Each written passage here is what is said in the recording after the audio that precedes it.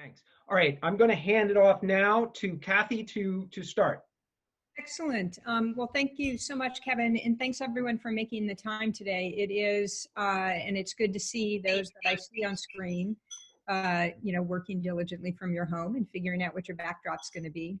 I'm going to spend a little bit of time just talking about the reforms that have happened over the last couple of years, and then talk about the pivot that a number of us are starting to make at the national level, shifting away from what reforms are happening to what needs to happen to implement and to get the best maps as possible. And Kevin is my next slide. So next slide, Kevin. All right. So again, we'll go over, I'll cover what reforms have passed, the different implementation opportunities and challenges we have, and then end on a note of community engagement, which when I worked for NDI in Ukraine was actually one of the things that I focused on. So next slide. I'm assuming most of you know that a fair amount about redistricting, so I'm going to spend a nanosecond on this. The census happens every 10 years. It's happening right now. If you have not yet filled it out immediately following this, you should.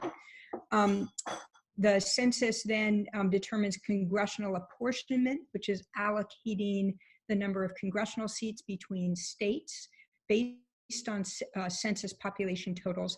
And then redistricting moves into the state, and that's drawing new districts: congressional, state legislative, city, county, judicial, school board, water, everything that happens from congressional offices down. The process is very different in different states, and so it becomes a state-by-state process. And then finally, as we know, gerrymandering really skews power. It silences community voices, and it means that we can't hold our elected officials accountable. So next slide. Because of the importance, Kevin, next, oh, there we are. Because of the importance of redistricting and actually the fact that there was so much gerrymandering that happened coming out of the 2010-2011 redistricting cycle, a number of states have moved in the last several years to change the way that their states do it, to create either a bipartisan or a truly independent process for redistricting.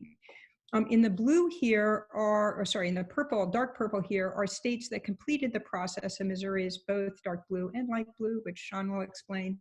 But Michigan, Ohio, Colorado, Utah, and Missouri all passed ballot measures in 2018. Some of them, like Michigan and Colorado, create truly independent commissions with strong criteria about what can or cannot be used when drawing the maps. Other places like Ohio created a bipartisan, politically appointed commission, and Utah was created an advisory commission, leaving the ultimate decision up to the state legislature. And I'll come back to what's happening or has recently happened in Utah. In addition, there are a number of other states that are that are moving reforms this year. Nancy spoke very briefly about the effort by One Virginia 2021 to get a redistricting political-ish, independent-ish commission established in Virginia. It passed in the state legislature the second time, which it needed to, and so it is being referred to the ballot. The measure is not universally seen as great. There are a lot of reformers who think that this is a huge first step, but there are a number of members from the communities of color, particularly activist communities, who are afraid that the measure doesn't go far enough to protect communities of color. So it will, I'm expecting it to pass in the fall, but I know that it's not without its controversy. There are two other states that are also looking at passing measures. One is Oklahoma. They have filed a ballot measure. It is currently both being reviewed by the Secretary of State, as well as a set sorry, my internet just said it was unstable. So it's also being challenged in the courts. and they should get a hearing sometime soon, and then we'll need to start collecting signatures. But of course, the Secretary of State has also placed a hold on all signature collection for ballot measures during the state of emergency. And so there's no timeline set for that yet, but they're assuming that they'll be able to start in a month or two. They're going to need almost 178,000 signatures to qualify for the ballot. So I think that is going to end up being fairly tight. Arkansas also has a reform proposal to create a 7-member commission that would be in charge of both the congressional and state legislative maps. 4 members would be appointed by the House and Senate majority and minority leaders, and then those 4 would choose the additional 3 that would have to be independent and not, elected officials or lobbyists. The measure has strong criteria to protect communities of color, as well as to create sort of nonpartisan criteria needs to be used and bans the use of political data. The folks who are opposing the measure in Arkansas have also filed a countermeasure, which would create a 7-person, completely politically appointed by the leadership that would skew heavily to whoever is in control, would maintain strong control over the process. It kind of shifts the criteria around to raise up compactness, which generally we don't think is necessary. It's not a bad thing, but it's not the top priority that we're looking for. It strips out the protections of communities of color, but it does retain the nonpartisan criteria, which is all good.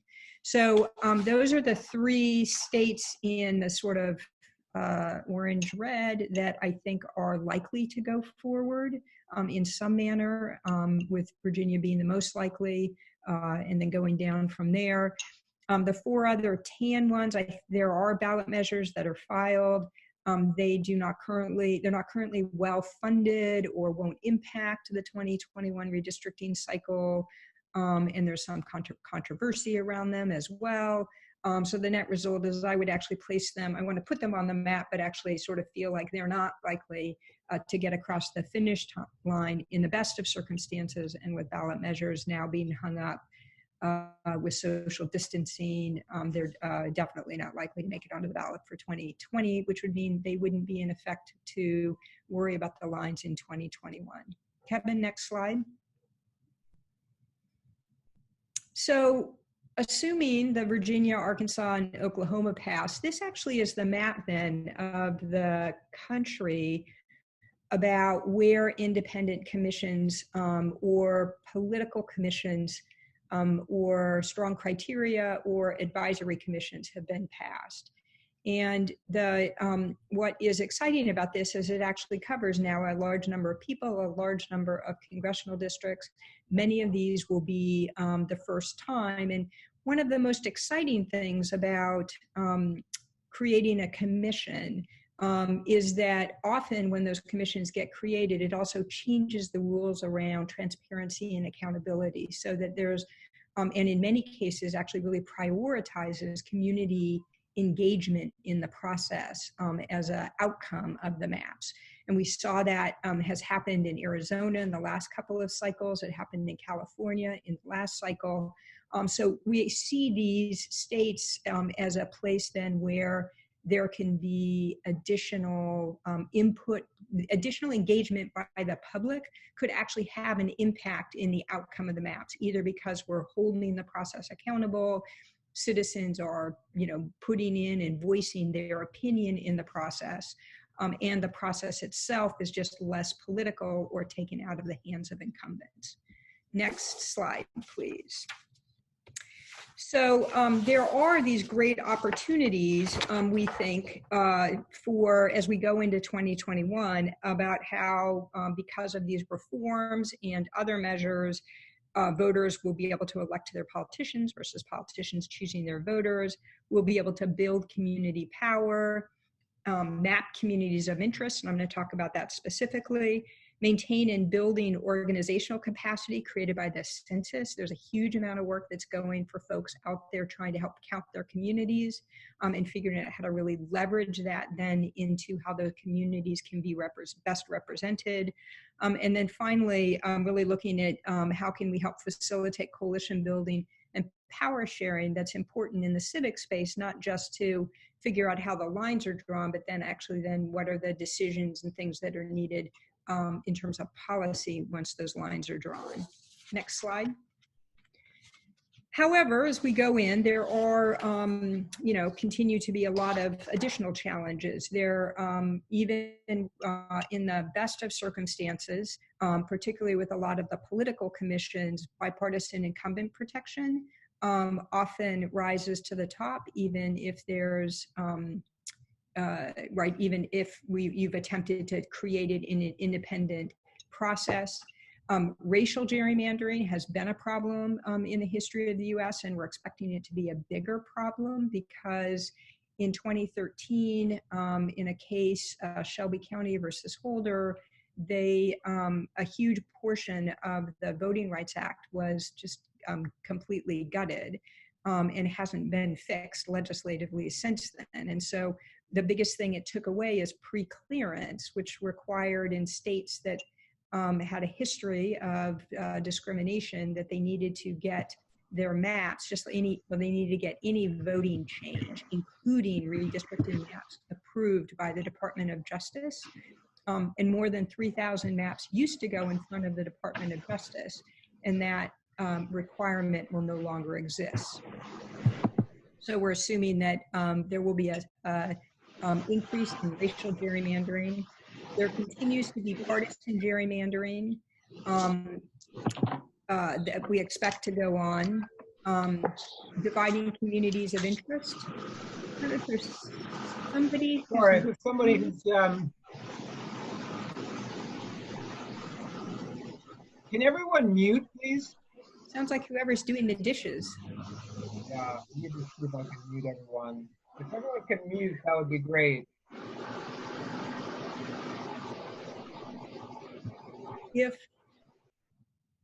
There we go. So dividing communities of interest, which just disempowers people and communities.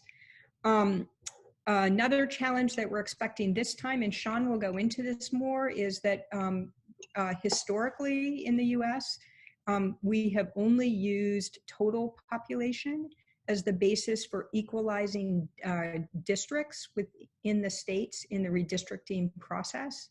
And there is an effort to undermine that and shift that from using total population to using citizen only or citizen voting age population as that basis for equalizing the districts. And Sean will be able to, this is an effort that's starting in Missouri, but happening in a bunch of places. And so he'll go into that more. And then finally, just the census data quality issues that are heightened a bit around the having to pause some of the census operations because the census launched in essence, essentially the time we all went into lockdown, which has made a lot of the census get out the count activities a lot harder. So next slide. Kevin, yep. So in an effort to address some of these, Kevin mentioned that I work with a donor collaborative called the Fair Representation and Redistricting. And our initiative is really more forward thinking now, not sort of looking past the reforms and thinking about what do we need to do to ensure that whatever the rules are in a set of states, how can we implement them the best possible? Next slide. We're really focusing on the states. Redistricting is a state-based activity, so we're saying most of the money should go there. We're working to educate and engage key allies, so broad public education, community engagement, and in particular outreach to underrepresented communities to really lift up and help them come to the table. And then finally, to provide tools and materials to help state groups with technical issues and provide them with legal assistance and protections. Next slide. We are focusing the effort on a set of 14 states. 13, the ones in yellow, are what we're referring to as opportunity states. These are states that are the most gerrymandered, have some of the fastest population growth, many of them have new reforms that we're expecting will take diligence to implement, or they have reforms that passed last time, like Florida, that will need diligence to be implemented. So there are 11 opportunity states. There are 4 additional Section 5 preclearance states, and then you can notice that Virginia, North Carolina, Georgia, and Arizona fit into both of those categories. They both were expecting challenges because of the loss of preclearance, but they also will have, they're fast growing and have new reforms that could be, that will need some diligence and citizen engagement to pass. Next slide. One of the big approaches that we're doing is really around what can we do around community mapping. And the dark lines here represent the Asian American communities in Brooklyn. This is Brooklyn. And they have, they brought people in the community together, and they really defined, you know, where does the Asian community begin and end, or different Asian communities begin and end within the borough. And so they identified those. And this was done in 2010, then they overlapped the dotted lines of the state assembly boundaries. And so when you look at this, you can see why in 2010, there was no Asian American ever elected from Brooklyn, because every single one of these districts were split at least once, if not multiple times, thus diminishing the influence and power of those communities. And so this is like an example of what we want to do in a bunch of the communities, is say, well, this is a community. And just like we want to keep a city and a county whole, we also want to keep these communities whole, because that's really about, if we live in a representative government, how you're being represented is hugely important. So this was done by the Asian American Legal Defense and Education Fund. This mapping is happening hugely will happen hugely in Michigan, right, where community input in protecting communities of interest is one of the top criteria for implementing and drawing the maps. That's true in California, it's true in Arizona, and it's true in a bunch of states, even if they don't have commissions. And so we believe the more we can engage communities and get them to map their communities and provide that as input, that the maps that come out, forget about the partisan piece for a minute, but that the maps that come out will actually just more reflect these communities, and then that's better for democracy overall. Next slide. This talks a little bit about the citizen shifting from using total population to citizen age population. That on the top part, you can see that if you have 120,000 people, if you have 200,000 people and you need divide and create 2, you'd create 2 districts with 100,000 people each, regardless about whether or not they're eligible voters or citizens or non-citizens, etc. On the bottom half, you can see if you take those same 200,000 people, but you're only including eligible voters, you can create districts, and would likely create districts that are hugely unproportional with total population, even if the citizen voting age, or what's listed here as eligible voters, are the same. And if, you know, we know that census tracks to resources, right, that how many people you have determines, you know, what types of resources you get for your roads and schools and buses, et cetera. But actually so does representation. And so by skewing the representation in these ways, in huge ways, it would have a huge impact on our country. And Sean will talk about this effort in Missouri, but it's also potentially a problem in Florida, Mississippi, Georgia, Texas, and Idaho. And so there's, and we think it's an effort that conservatives and sort of anti-immigrant folks are using for the country overall. And so this is sort of their new, you know, one of the new voter suppression methods is to not actually ever have them included when we're being represented. Next slide.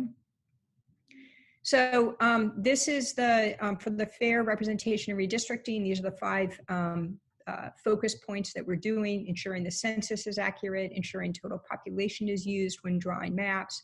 We want to support transparent redistricting process. We want to promote the fair maps, particularly by helping communities map their communities and insert that aspect into redistricting. And then finally, there'll be the legal challenges around protecting those fair maps, which is both protecting the new reforms as well as protecting against partisan or where state law prohibits, against racial gerrymandering, or where state law allows, also protects against partisan gerrymandering. Next slide. So this is the timeline that we're working on. And I know this is, or Kevin, like you can send it out, but that while the census is happening right now, we're actually starting to work with community-based groups to have them educate their communities about what the redistricting process is, to look at what it will take to implement the process. So in Michigan, they're recruiting commissioners. In California, they're starting to do their community mapping process. The census block data level will get released next spring. And public in some places like Virginia, the process will happen immediately. Virginia and Wisconsin, it will happen immediately. In other places, it will drag out over the course of 2021. By the end of 2021, most state legislative and all congressional lines need to be done. And then a lot of the more local redistricting starts up in the fall of 2021 and moves into 2022. And then obviously after 2022, since we know that there have been legal challenges that are just getting resolved, like in North Carolina this year, we're expecting a bunch of legal challenges to happen over the course of the next decade. So that's sort of the super big picture. I'm happy when we move into Q&A to take up any issues around any particular state that you live in, because you all live in a state, except for me, I live in DC, and then we can go from there. Thank you, Cathy. That's terrific. Let's pause now for a couple quick questions before handing off to Sean, if there are any. I think most people are muted, so unmute to ask a question if you have any now. And maybe I'll just lead with the first one. Cathy, give us a quick summary. What does sort of the optimal outcome look like? You already mentioned for example, in the New York State Legislature, the absence of Asian Americans representing different, communities in Brooklyn, and that so better map making would allow for that increase in diversity. How much can you put a number around, say, how much more diverse a state legislature would be, and also how the partisan outlook might look in some gerrymandered states in terms of congressional delegation? So I'm going to give an example, but because I'm going to do these off the top of my head, so don't hold me to these exact numbers. So, but think of it as proportional. So I want to say that in Pennsylvania, has one of the largest discrepancies between population of color and representation in the state legislature, that there's like 9% like Asian Americans, but 17% population, and 12% Latinx, but 15 or 16% population. And so it's huge, right? And so for Pennsylvania, it's weird because Pennsylvania has the second largest legislature in the country. They have 300 legislators. So their districts are pretty small, not quite as small as New Hampshire's, but almost. And so so it shouldn't be, that discrepancy, happens when districts are larger, but it shouldn't happen as much when districts are smaller. And so the whole effort in Pennsylvania is really based around racial equity. How do they, in those areas actually that flipped all those seats in this last election, how do they then actually get fair representation? And in that case, fair really means much more racial equity. In other places, you get the Michigan is the perfect example, right, where you have Democrats statewide winning and you actually have more Democratic votes in 2018 going into the state House seats, but the state House is held by almost 2/3, just shy of 2/3 in Michigan. And so you, in this case, by prioritizing communities of interest, you're going to have, Michigan also has one of the largest Arab American communities, and that Arab American community is not represented very well in the state legislature and zero in Congress. And so by prioritizing communities of interest, both some of the ethnic groups can raise up a little bit, country of origin groups, right? But you also will be able to rectify that partisan imbalance that's going on. That given the wave election that we had in 2018, when you kind of try to add up the different states, well, how many is it going to give me here or there? It doesn't add up to a huge number more, but like 10, 12 in the best of worlds. But then, part of what we're trying to do is stop some of the worst of worlds happening out there. So for instance, in Texas, we actually believe that the demographic changes there will make it very hard for the Republicans to do the extreme gerrymanders that some of us might remember from Tom DeLay, and that also happened in the early part, coming out of the 2011 redistricting there, just because of the sheer numbers of the demographics and the communities of color will make it very hard to do that without violating the Voting Rights Act. The flip side of that is that in Florida, and I ran this scenario yesterday, that if in our best of case, Florida's supposed to pick up 2 seats. In the best of case, both of those could be Democrats because they should be based on the population change. But there's actually there's a pretty good partisan balance right now because those were maps that were imposed by the court upholding the strong criteria that Florida passed in 2010. And if done poorly, we could lose, 5 Democratic seats out of Florida. So it's a huge swing that you could get if folks aren't engaged and holding the process accountable. That's terrific, Cathy. Thank you. And seeing time, I'm going to go ahead and pass it to Sean. Sean, I see you there. You're ready to go. Okay, let me advance the slides to your slide. Go ahead. Awesome. Thanks. Yeah, thanks, Cathy. Cathy, thanks, Kevin. So Missouri, as Cathy mentioned, was one of those reform efforts in 2018. We actually got started thinking about some of the reforms here in Missouri way back in 2014, 2015. Before we knew anyone else cared, right? Like we had this situation in Missouri where there is a commission that draws maps, but it's a very partisan, it has been very partisan in the past, and there's been no actual rules beyond don't obviously violate the Voting Rights Act, and districts need to be mostly the same size in terms of population. Beyond that, not a ton of rules. And so a lot of gamesmanship happened, and the net effect for Missourians was that legislative elections functionally didn't matter. There would be 1 or 2 key Senate races per cycle, 4 or 5 or 6 House races at the state legislative level where something might change and where power might change. But other than that, the cake was baked. And so we've been living in a supermajority situation in Missouri where voters don't really have a chance to change the direction of how the state house is going. There have been changes in the overall electorate in Missouri, but what's happened in the House and Senate has been stagnant for almost a decade now. So Kevin, if you go to the next one, so we won big in 2018 on a legislative reform effort. Redistricting was part of the overall plan, and it was a key part and a key feature of what we were doing. Redistricting is often talked about in partisan terms from a national point of view of just how the reform is happening and what's happening.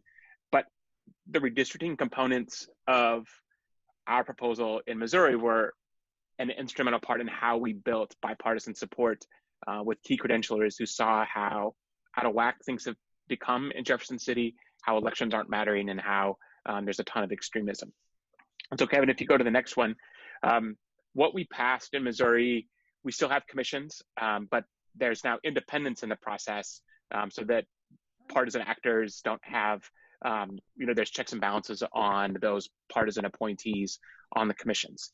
There are also now very clear rules in the Constitution that require that maps be fair, that they're responsive to the electorate, that they keep communities together, and we have very strong protections for communities of color, because we know that there's been a lot of abuse by both parties, frankly, in the past.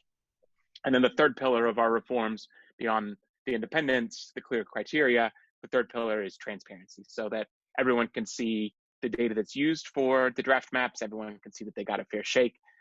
So you have confidence when the maps come out, and if you don't like the outcome, you've got the data to go say, hey, there's a better way to do this. So a fair process is not something that incumbent politicians are super jazzed about. There was talk even before polls closed in November 2018 of how politicians were going to go run their own proposal to undo everything that voters had done. And what they've actually proposed is so much worse than just a straight repeal. It is truly astounding what they are trying to do. Where things are at in the process, and I'll get a little bit to this later, but the legislature, like, they are, if we're using a football metaphor, they are like the 2-yard line in terms of being able to just punch this in. The legislative session is on hold right now, as there are actual members of the House who have tested positive for coronavirus.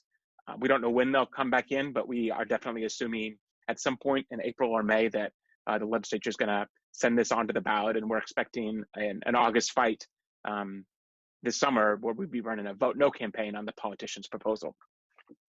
We expect this to be Amendment 2, and when the legislature finalizes their plan, and there's 3 parts to what they want to do.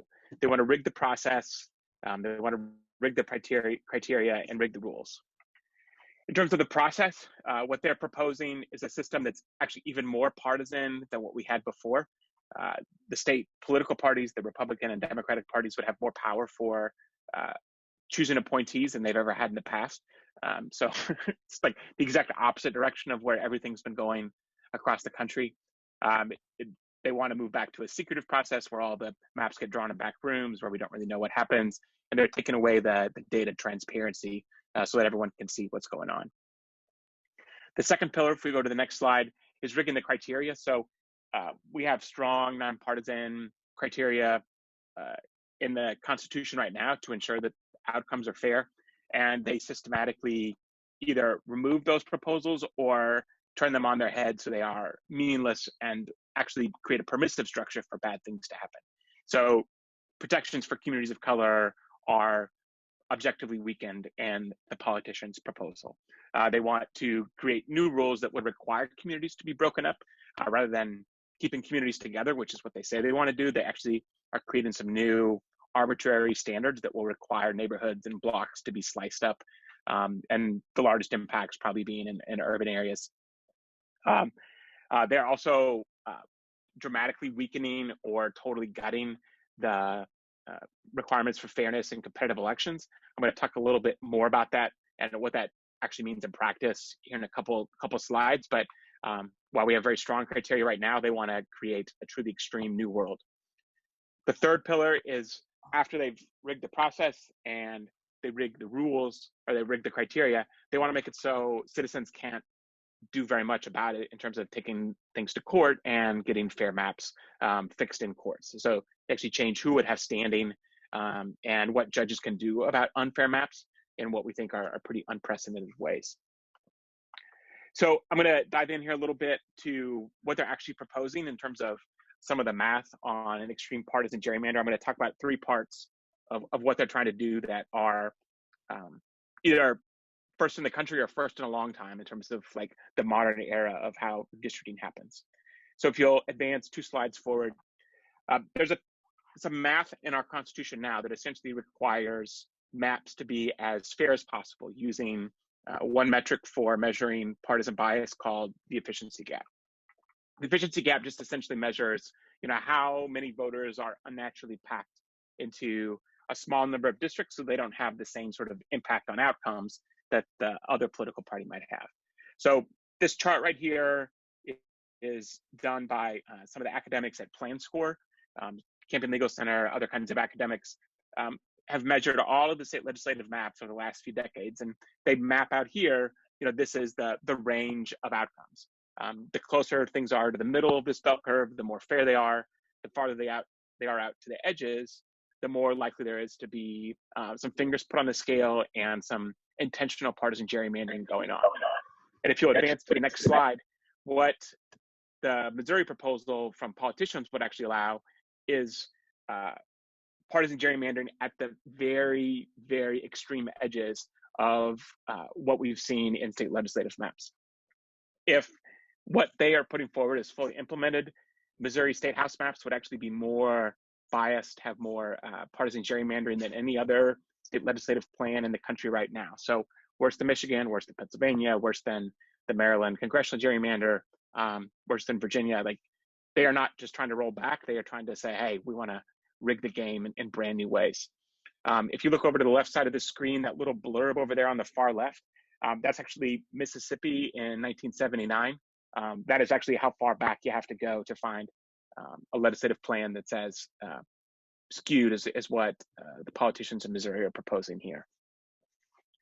If you move to the next part, another key piece of what the baddies are trying to do in Missouri is what Cathy mentioned before of, if you can't win by playing fair, like, just stop counting everybody in this move to citizen voting age population. So right now, every state in the country counts everyone for their apportionment. That counts, red states, blue states, purple states, everybody counts all the humans in their state for apportionment and then for redoing redistricting. Talking with national allies, it's very clear that they are trying to make Missouri the first of the states to have a new run at the new Supreme Court since the 2016 Evanwell case, to allow to get the court to sign on to citizen voting age population standard. This is a different way to think about. So Cathy had a great chart in what she was talking about of what it means in practice if you've got unequal representation. In Missouri right now, there's another way to think about the same impact. So in Missouri right now, 1 in 5 white Missourians is a kid, so someone aged 18 and under. It's actually 1 in 4 African Americans and 1 in 3 Latino Missourians right now is a kid. And if we move to a citizen voting age population, it's not just non-citizens who get cut out, it's a ton of Missouri citizens that would no longer have representation. And to what Cathy mentioned, there's a huge race equity component to what they're trying to do. Right now, there's about 6 million Missourians. Moving to a citizen voting age population standard would actually cut out 1.4, 1.5 Missourians who have representation right now. Just take them out of the math entirely for carving up districts. So it's a profound and dramatic impact. And we think the reason that they are trying in Missouri, beyond just they have an opportunity here, they're trying to roll back what citizens have done, is that we have a relatively small non-citizen population in Missouri. Just about 2% of our population is non-citizen, compared to like 23%, which are kids. And so just the racial, we think the other side thinks that there will be a less profound case to make in court in terms of the discriminatory impact and the discriminatory intent of what they're trying to do. Say Missouri compared to, if they ran the same campaign and tried to do the same thing in Arizona or Colorado. So we can get into this more in the Q&A, but we think that's part of why they're trying to come after Missouri first. And then the third part, which is just outrageous, is they're trying to take away citizens' rights to challenge unfair maps in court. I mentioned before that they're taking away a lot of the transparency that we have right now in law that requires that you be able to see the map that's used for maps. They are doing 3 things in their proposal that are unprecedented for sure in Missouri. So one is they would take away standing for individuals who are in overpacked districts to challenge on a gerrymander.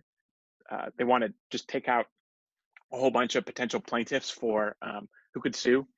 The second part of how they want to rig the game in terms of the courts is they want to dramatically limit what judges can do to address a gerrymandered map, even if they find that it's illegal and violates the new rules.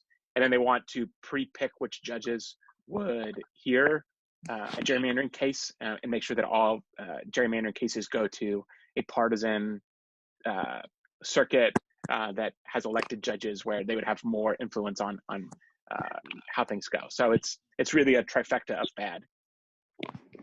In terms of what's next, we are continuing to prepare for a Vote No campaign. If you'd have asked me 2 weeks ago, I would say it's a 100% chance that we're on the August ballot. There's nothing that'll stop these jokers from moving forward. Right now, things are somewhat in flux in terms of the timing of when they want to do this. Whether or not they're able to actually get this passed in time for the August election, I think we'll have to see. But there's no world in which the folks who have power now just sit idly by and allow the reforms that citizens passed to go into effect without at least trying to roll them back.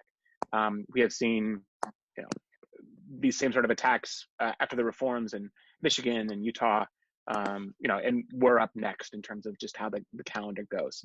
So the normal session would end in May 15th, May 19th in Missouri. There may be special sessions. We're trying to ascertain that now.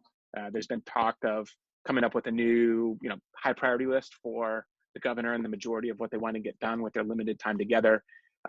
We don't know when those special sessions will be in May or June, but at a minimum, they got to do a whole lot of work to deal with the public health crisis. And we think they're going to try and do some terrible other things when they get together. And we are planning right now for an August 4th election day. So with that, I'm happy to talk through any sort of questions folks have on the policy or the campaign or anything that might be useful. Thank you, Sean. Yes, we'd love to open up to anyone who has questions. Kevin, Larry here. Great. Hi, Larry. First of all, great presentations. And Kevin, thanks for organizing this. Cathy, I'd like to go back to just a couple of points that you made. First of all, can you just describe what the typical independent commission looks like in terms of, who's on it, how it's formed, and how it differs specifically from, what generally exists? Yep. And so, then, well, let me just pose the second question. Then you can. Yep.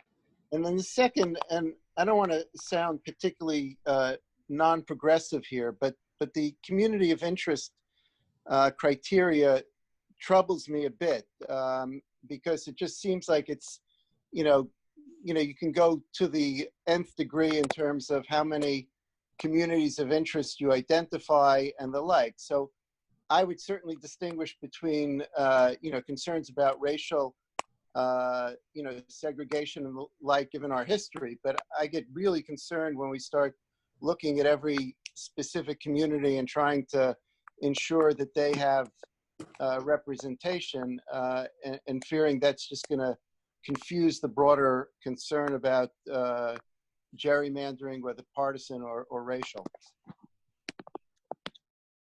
Two great questions. So on the independent commission, there are, and I don't know, Kevin, if you want to pull that map back up that said who has commissions. It's like the 4th or 5th slide or something. There are very few truly 100% citizen commissions in the country. California has that process, and now Michigan has that process. Most of the things that we list as independent commissions are they are some mixture of some appointments by the party, and then and then they get to choose additional people, and that there's and these people can't be elected officials, right? So they need to be a step removed from being actually in the political process. Most of the commissions have some amount of political appointment, with the 5th person being appointed, being sort of the tiebreaker. So in Pennsylvania, there's actually a commission that draws the state legislative lines. Like in many states, 2 of the members are done by the majority party, 1 from each of the House and the Senate, and 2 from the minority party. So you end up with 2 Democrats, 2 Republicans. It's a 5-person board that those 4 are supposed to choose somebody.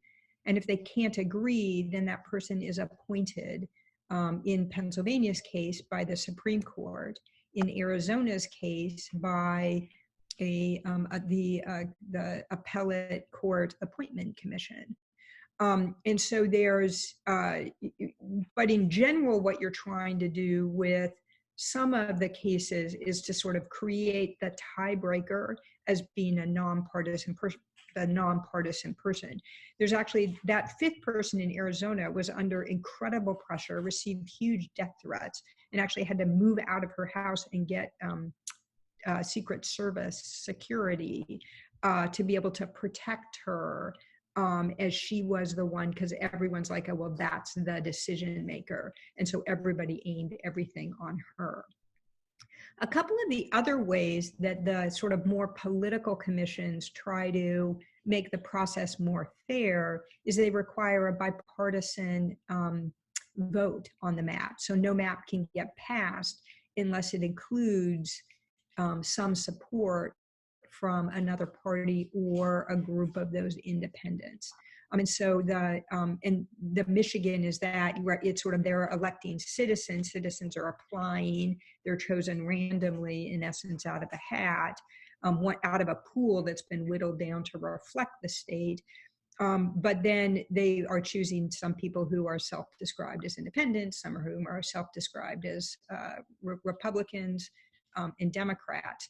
But then any map has to have, they have a 13-member, and so I think it has to be 7 members, including 2 from another party, right? Which you'd have to get to that 7. And so those also then offer the ability for maps to be, again, as you're taking it out of the hands of the legislators, they can ideally prioritize other criteria, or in the case of things like Arizona, not use an incumbent's address when they're drawing the line. So if they don't know where people live, right, then that would be, one of the ways that they could try to get away from doing the incumbent protection. The rest of these states that are the gray, though they pass redistricting as a standard statute. So it goes in as a law, right, as a bill, and everywhere but North Carolina requires that, pass both chambers of the legislature and then be approved by the governor. So where you have split control, then you end up with the ability, again, that has to become a little bit more bipartisan. But the problem is most bipartisan measures have traditionally just encouraged kind of incumbent protection of both parties.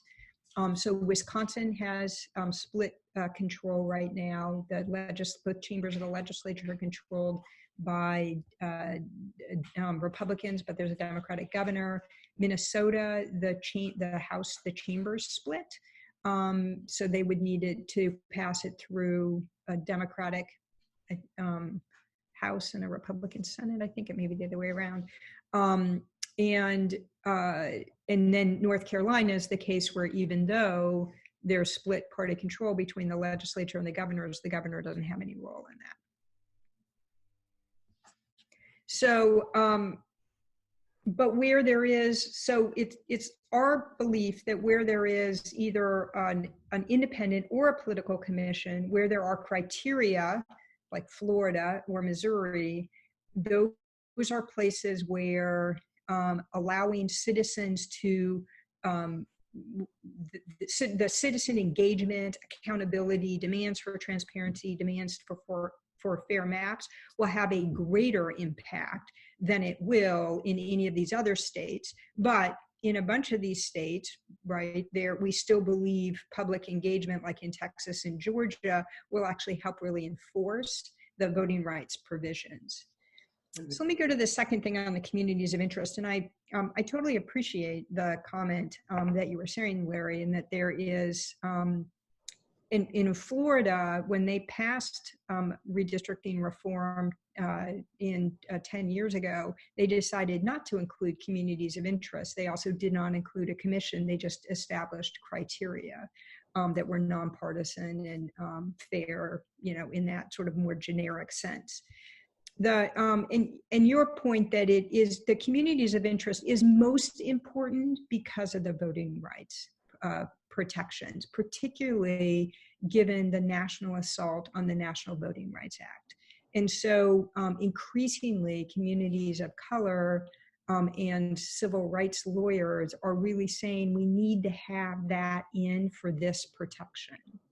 But it's also a thing where if you go back to my example of the Arab American community in Michigan, they don't have standing under the Voting Rights Act, but they would under communities of interest. And there was a big fight around, were they going to get a congressional district, or was Debbie Dingell going to get a congressional district, right? The last time redistricting at the congressional level went through and they thought they'd struck a deal. And then, it sort of, when the plan actually moved to the state legislature, it was, they were sold out. And so there are particular communities where it actually is important to have that.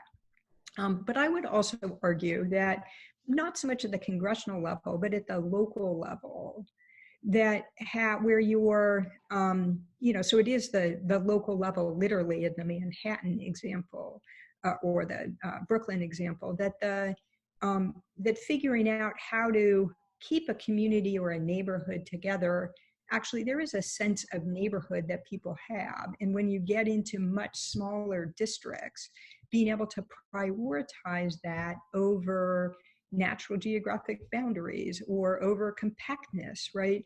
Or which are these other sort of things that that are less value ridden. And so having that data as part of the data that goes into making the decisions is an important thing. It may not and is never in any of these things the top thing, and you're absolutely right that there will be conflicting stories about what's a community, how people define their communities of interest. But even in the trying to protect your own community plays super well across both parties. Who really, feel that their school district ought to be kept together because that, and how they're doing a set of things. And so it taps into some of those things which we think actually are important for folks to be engaging in the broader democracy process. Kevin, can I ask a question? It's Ned. Thanks to both Sean and Cathy for these really interesting presentations. I have two kind of related questions to maybe to both of you. The first one is, I'm presuming that people that are engaged in the counter reform kind of movement here, they're not saying that they're in favor of gerrymandering and limiting the fairness of the process. I'm sure that they're using other arguments. And I think it would be interesting if you could articulate what some of the arguments are that are being made against these types of reforms. And a related question is, speaking frankly, I think that probably these types of reforms, I may be wrong, please let me know if I'm wrong, but I think these types of reforms come more generally from the bluer side of the political spectrum, and I'm wondering about what types of arguments can be made that would be able to appeal more broadly across the political spectrum in favor of these movements. Yeah. So from the Missouri perspective, to answer your second question first, we found a total disconnect between where regular voters are at and where partisan politicians are. So it is true that politicians in power are super anti-reform, like as a class. I think some of the partisan nature of this has just been some of just circumstance over the last, which side or which states went first. But you don't win in Missouri and you don't win in Utah, you don't win in Michigan without having some cross-partisan appeal. And I think Republican voters value transparency and competition and fairness every bit as much as independent or Democratic voters do. In terms of how our opponents are trying to talk about their proposal, they certainly don't say they support gerrymandering. They accuse us of being the world's worst gerrymanderers because we're saying that there ought to be fairness. And so they just turn it on its head and say, the other side has described our plan as gerrymandering on steroids. That's not based on fact. It's just they're just leading with their weakness. They're also really emphasizing compactness as the most important thing that matters, and that's with mixed results. So compactness as a general concept, people go, okay, fine, but it doesn't actually mean anything to normal humans. It matters to politicians who have a real context for what that means. But there's often a racial component to that they talk about, and there's a lot of dog whistles and sometimes explicit racism to that. So there will be statements made like, oh, in our small town, we shouldn't have a senator or representative from St. Louis or Kansas City, meaning we shouldn't have a black senator or representative for our mostly white small town. And then they flip that on its head and they run bifurcated campaigns. And then in the cities, they say, well, you're going to have a white conservative, controlling your community. So that is where most of their energy has gone. Independent commissions overall, their biggest argument is that it's unaccountable. So that, we live in a democracy, we elect people to make decisions. By putting it to this appointed commission, that it's not accountable. And then as Sean mentioned, in every case, they have run these bifurcated, because at the same time that they're making that argument, then they also say, oh, this is the worst thing for communities of color, because it will take away, if you, rightly so, given the history of the U.S., communities of color are a little skeptical of appointed commissions. This is to some extent the huge issue in Virginia, unless that commission is set to be, reflect the diversity of the state, and has criteria that will explicitly protect their communities. They don't really trust, right, an appointed commission to be able to serve their goals. And so there's a lot of, they message very strongly into that fear in running both campaigns. So and we saw that in every ballot measure, except for in Utah, in 2018. Just to double click on that, we have given our, modest support as an organization to Sean's group, both in 2018 and again recently. We're limited in how much direct 501c4 campaign contributions we can make, and just encourage others who are on the call who can make those contributions directly to consider that. Yeah, thank you for that, Kevin. And then any other questions for people who want to stay on? I don't like it how my computer tells me that when I'm talking and I'm on mute, that I should maybe take myself off mute. There's a question from in the chat box about from Delia about how to organize, right, and turn people out in this time of COVID. And there's a lot of thought happening right now among civic engagement, census, get out the count, ballot measure folks who are really trying to think about how do we move some of the communication and organizing to being online, or at least be able to organize from your living room or den versus from your, going door to door. And so I'm happy to share with Kevin some of the links to some of those, because they're ongoing trainings.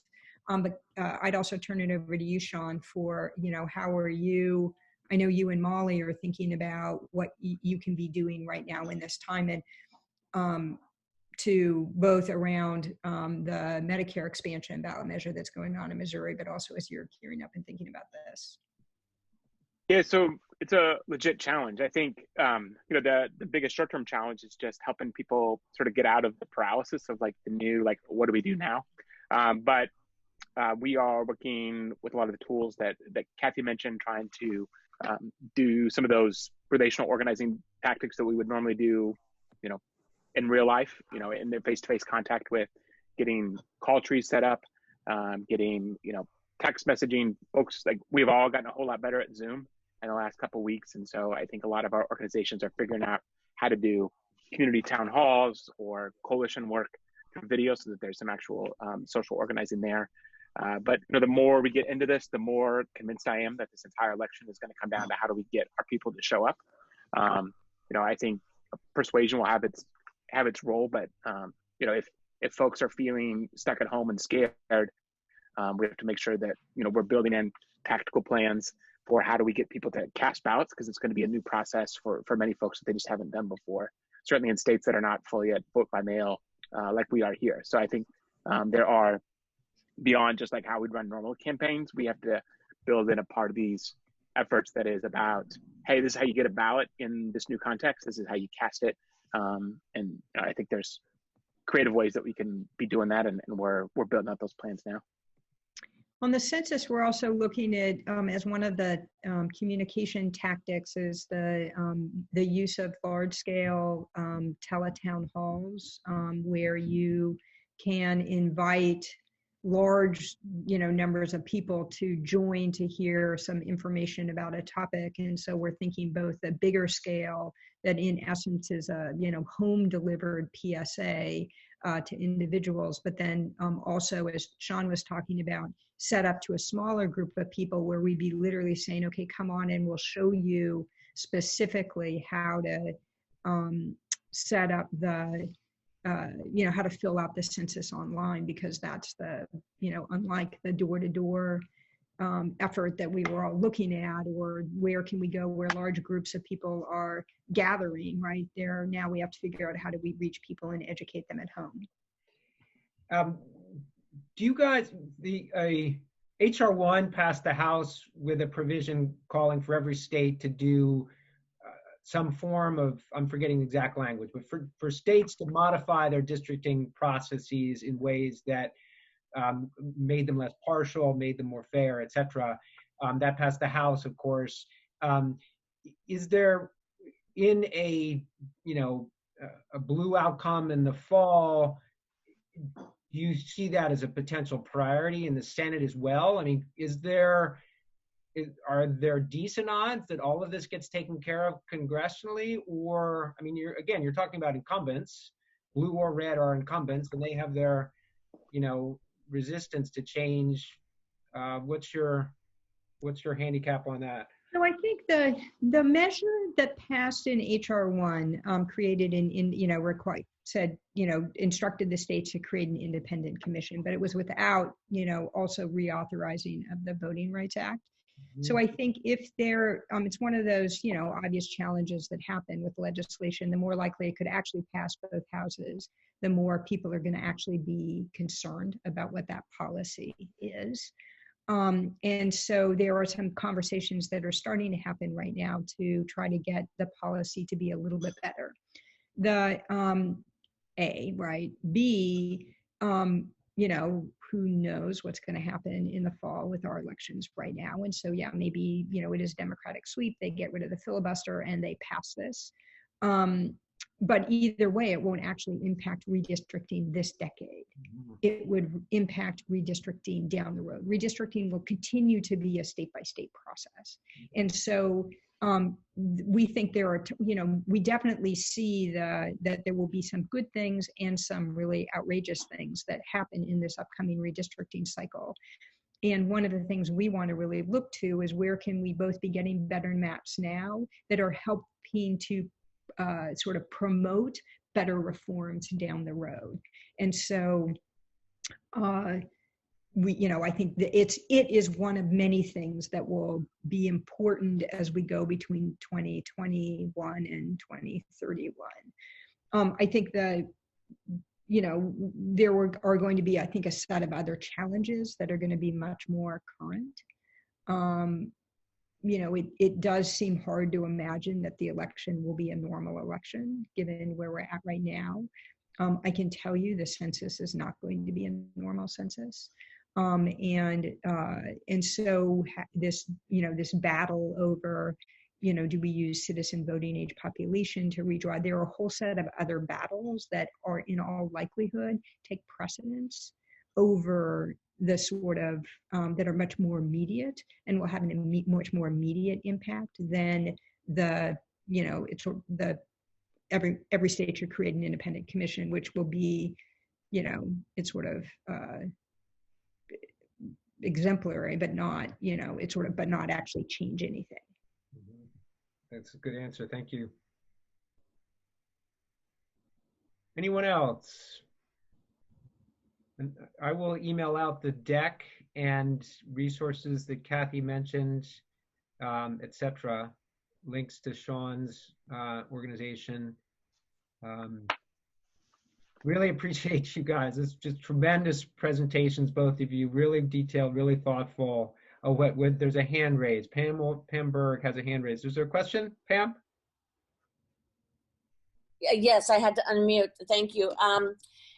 Did you record this? Will that be included in the link? I'm also with One Virginia 2021, and I just found out about this like 15 minutes before it happened. So, yeah, we would love to watch this and take a look at the links. And thank you all so much for this. I will try to include the link. I'm still figuring out how that works and how that big a file is shared, but I think so. Thank you. Thanks for joining. Great. Anyone else? Thanks, Cathy. Thank you all. We really appreciate it.